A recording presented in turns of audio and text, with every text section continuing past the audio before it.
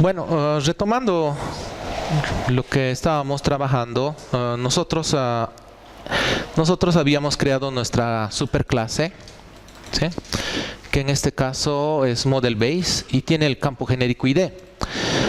Pero si en este punto hacemos una compilación de esto, si tratamos de ejecutar esta aplicación, va a fallar.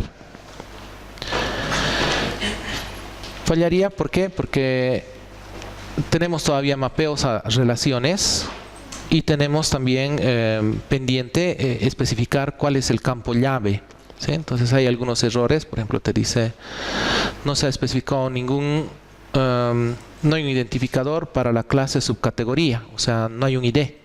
Entonces, a pesar de que nosotros lo hemos mapeado aquí en la superclase ID, pues no es visible. Lo que nos hace falta en ese caso, nosotros tendríamos que adicionalmente añadir la anotación @id. @id. De nuevo, seleccionando lo que es la librería Javax Persistence. Y opcionalmente también podríamos decir que utilizar la @generated_value, ¿sí?, para mencionar que este es un campo autogenerado. Las anotaciones, entre paréntesis, tú puedes especificar algunas propiedades. Si de nuevo haces control espacio, pues por ejemplo te dice la estrategia de generación. En la estrategia de generación, por ejemplo, te dice el ID, te sugiere que es una anotación de generation type, ¿no? Entonces utilizamos generation type y aquí ya te dice, ¿no?, podría ser automático, identity, sequence, obedecer una secuencia o una tabla, ¿no? La manera más sencilla es nosotros vamos a decirle automático, ¿sí? Vamos a seguir que lo vamos a generar de manera automática, que se genere el valor. Bueno, como todas nuestras entidades ya heredan de Model Base, pues entonces al volver a compilar, nosotros al tratar de volver a ejecutar la aplicación Spring, ya no tendría que aparecernos ese error, ¿no?, sino otro. En este caso te dice que ya no hay el problema de que no hay un ID, sino te dice que no se puede determinar, es un error de mapeo de Hibernate, que no se puede determinar el tipo categoría, ¿no?, en la tabla subcategoría, ¿sí? Entonces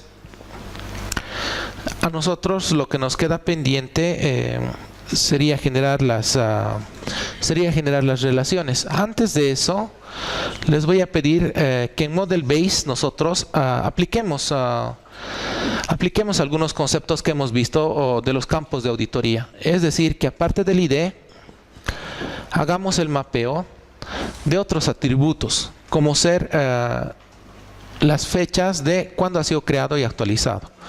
Entonces podríamos escribir un campo de tipo privado que sea de tipo date, tipo de dato date, de Java util, esa es la librería que deberías escoger, y le vamos a decir que se llame created on. En Java generalmente se utiliza lo que es para determinar los nombres de las variables o de las propiedades, se utiliza camel case, ¿no? O sea, empiezas en minúscula y las siguientes palabras, la primera letra en mayúscula, ¿sí? En este caso, por ejemplo, created on, vamos a decirle anotar con lo que hemos visto de acuerdo a las diapositivas. La anotación que corresponde es created day. Created day. También vamos a decirle que es de tipo una anotación temporal que nos va a permitir elegir qué cosa vamos a guardar. Aquí nos sugiere de nuevo el ID que tendrías que utilizar un valor de la enumeración temporal type. Entonces escribes temporal type y podrías elegir las variaciones, solo la fecha, solo la hora o todo, fecha y hora. En este caso vamos a seleccionar que queremos todo, fecha y hora. Podrías, por ejemplo, también hacer alguna especificación más con @column, aquí de nuevo de Javax Persistence, de la especificación. Y entre paréntesis podrías especificar algunos campos, por ejemplo, decir que el atributo de la fecha de creación no puede ser nulo, ¿no? O sea, sí o sí tiene que estar presente. O sea, tiene que saberse cada tabla cuándo se ha creado. Entonces dirás nulable, o sea, si puede ser nulo, y ahí ya te especifica por defecto que es verdadero, ¿no? Entonces tú dirás false. Estoy modificando el comportamiento por defecto. Dirás que este campo no se puede actualizar. Una vez que se registra, al menos por JPA, nadie debería poder modificar esta fecha, porque es una bitácora, es una herramienta de auditoría. Entonces, actualizable también por defecto es true, que sí se puede actualizar, pero nosotros le vamos a decir que no queremos que esto se actualice, ¿sí? Aunque alguna persona agarre una instancia, lea algo de la base de datos y le diga created on igual a esta otra nueva fecha, a la fecha actual, no se va a poder, ¿sí? Bueno, de similar manera nosotros podríamos seleccionar todo este pedazo y presionar, por ejemplo, control D, duplicar el código y hacer similar idea para updated on, actualizado en, ¿sí? Para updated on la anotación es diferente, ¿no? Sería last modified date, ¿no? Incluso nos aparece last modified by. Nosotros vamos a hacer hasta aquí nomás. Bueno, también es de tipo el tipo temporal. Vamos a seleccionar timestamp y ya está.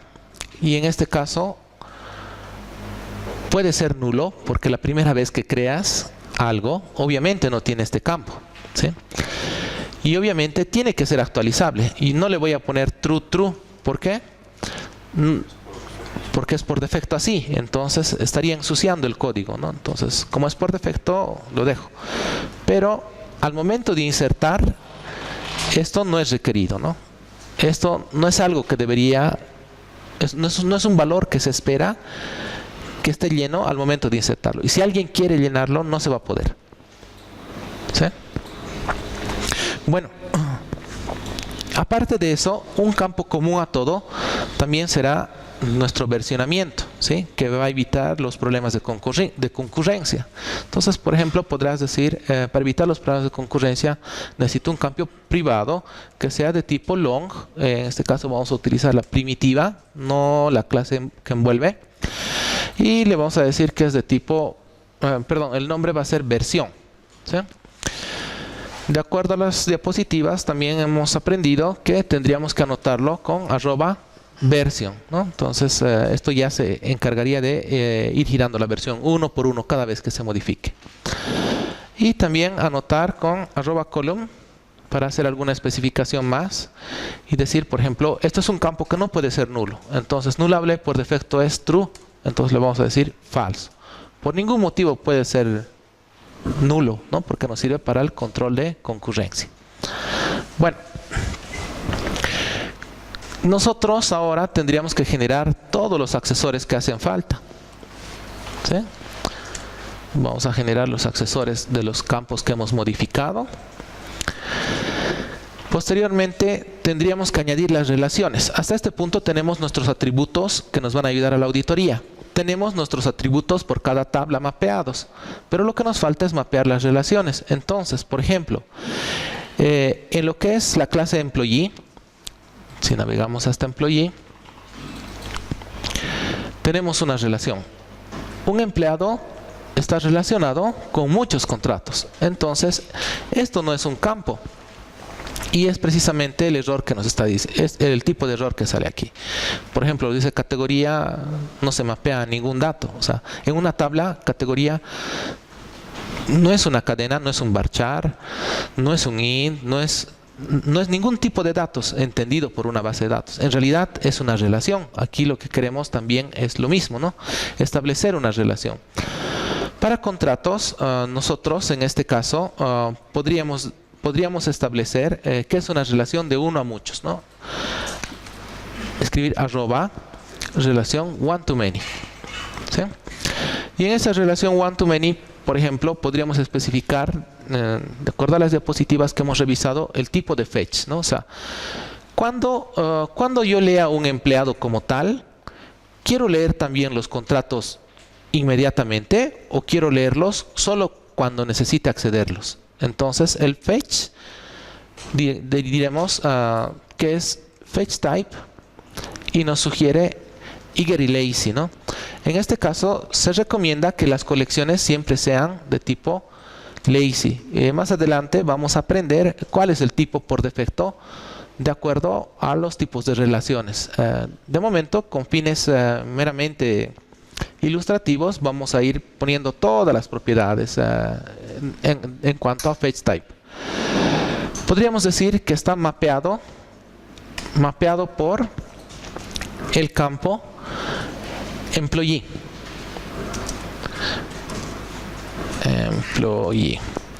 Este campo employee se entiende que tendría que estar en contrato. Aquí, ¿no? Un contrato corresponde a un empleado, ¿sí? Por este campo estaría mapeado, por este employee, ¿sí? Este employee es el que está aquí, ¿sí? Esa es la relación que mapea. O sea, al otro lado, lo voy a poner esto en una visualización. Si tú puedes dividir la pantalla, si a la clase de interés le puedes decir, yo quiero visualizarlo en forma horizontal o vertical, eso te ayuda, digamos, a poder comparar y puedes arrastrar, ¿no? El contrato, de repente lo voy a llevar aquí a la derecha. Son simplemente pestañas y pues podrías decir, ya, entonces al otro lado, en contrato, esta relación mapea a employee, ¿sí? Podrías definir también algunas cosas más como las operaciones en cascada, ¿sí? Podrías decir coma, cascade y podrías definir cascade type, ¿no? Cascade type, todo cuando se haga una operación de merge, eso es cuando lo actualizas, una operación de persist o refresh o de attach. En nuestro caso, por ejemplo, inicialmente podríamos seleccionar cuando yo elimino un empleado, solo es ilustrativo, que yo quiero, por ejemplo, aquí abajo está, para ver todas las opciones vamos a hacer cascade type, punto. Aquí están todas las opciones, ¿no? Por ejemplo, podría decirle cuando yo quiera removerlo, ¿no? Cascade type, por ejemplo, podré escoger que es igual a remove, ¿sí? Entonces, miren, aquí hay un problema, ¿no? No es del tipo esperado. Entonces, he hecho mal esto. Tendría que seleccionar de JAVAX Persistence. Y yo hace rato había seleccionado de Hibernate, entonces no era compatible, ¿no? Entonces también me está perjudicando esta anotación de Hibernate. Este import no debe existir. Entonces, si yo vuelvo a escribir, cuando hay choque de librerías, se puede utilizar toda la forma completa, ¿no? Especificando toda la paquetería. Pero eso es porque me había equivocado y había un import que colisionaba. Si yo simplemente le digo cascade type, me dice, ¿de dónde quieres? De JAVAX Persistence, listo, ¿no? Entonces, y arriba genera el import. En este caso, porque no tiene conflicto con ninguna otra librería, con ninguna otra clase que se llame cascade type, pues no es necesario aquí ser explícito en la paquetería, ¿no? Ya arriba está definido. Bueno, podría seleccionar eso, hay que tener ese cuidado. En la clase contract, aquí al lado, podría hacer el mapeo de vuelta, el camino de vuelta, ¿no? Para empleado, podría decirle, esto es una relación, un empleado en realidad puede tener muchos contratos. Entonces podría yo elegir la relación uno a muchos, one to many, ¿verdad? Y podría decirle el tipo de fetch, en este caso sería, por ejemplo, igual lazy. Fetch type lazy también voy a seleccionar, ¿sí? Podría también decirle el campo maped by, y en maped by pues podría, por ejemplo, en este caso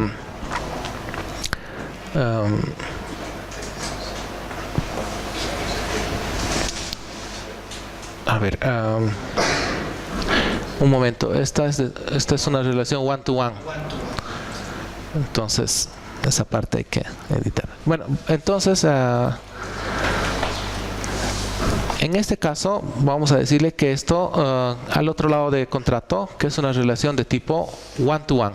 ¿Sí? Nada más. Sí.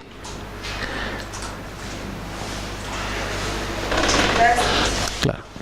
Esta va a ser una relación de tipo, en este caso, 1 a 1. ¿Sí? Y podríamos decirle que va a ser de tipo opcional, por defecto es true. Y le vamos a decir que no, que es requerido, ¿no? O sea, cuando tú tienes un contrato, el empleado, el ID de empleado en la tabla es un campo requerido. Eso le estamos diciendo. ¿Sí?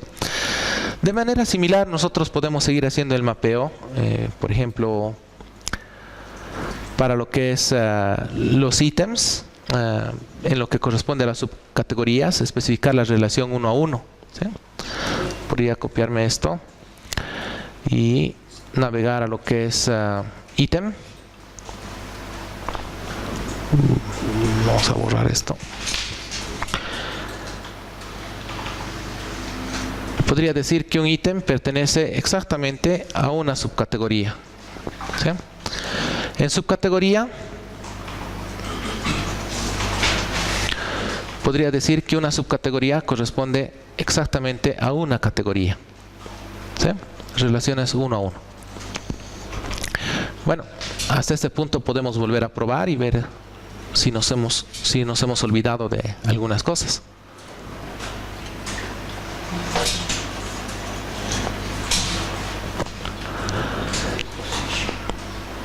Position en contrato.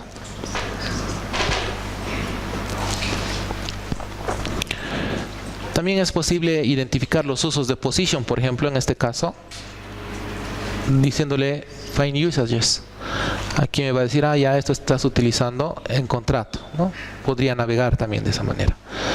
Bueno, un contrato es solamente para un empleado y es solamente para un cargo o posición, ¿sí? Un puesto, nada más. Entonces, puedo volver a reintentar y ver si aún me he olvidado algo más.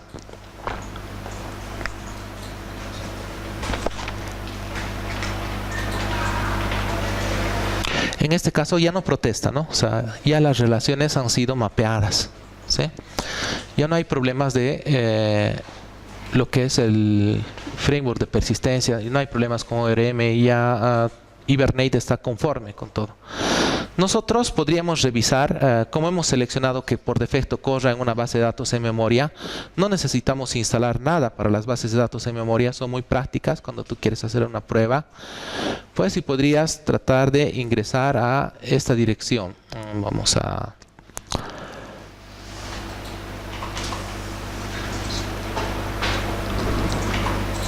Por ejemplo, aquí en el navegador, ingresar a localhost 8080 H2 console. Esto se puede ver en cualquier documentación, que esa es la manera en que tú podrías ingresar, pero bueno, no está habilitado aún el acceso a la base de datos en memoria H2. En realidad, para poder visualizar esto, nosotros tendríamos que adicionar en el archivo de propiedades, en Application Properties, la siguiente configuración, ¿sí? Entonces, como no es accesible todavía, pues tendría que navegar el proyecto. Voy a minimizar estas pestañas y tendría que venir hasta lo que corresponde a Resources y ahí identificar Application Properties. En Application Properties por defecto está vacío, son las propiedades por defecto que tú puedes cargar, y por ejemplo la propiedad que nosotros necesitamos es Spring H2 Console Enable True. Eso es de acuerdo a la documentación. También es posible muchas veces empezar a escribir, ¿no? Y digo, bueno, quiero una propiedad de Spring, por ejemplo, ¿no? Entonces vas escribiendo Spring, punto, corresponde a H2, te va ayudando también, ¿no? Y podrías decirle console, por ejemplo, como en este caso, ¿no? Console, y podrías decirle quiero el atributo habilitado, ¿no? Uno por uno. En este caso está duplicado y no nos va a dejar. Entonces con esta configuración es suficiente. Podríamos volver a redesplegar todo y volver a hacer la prueba.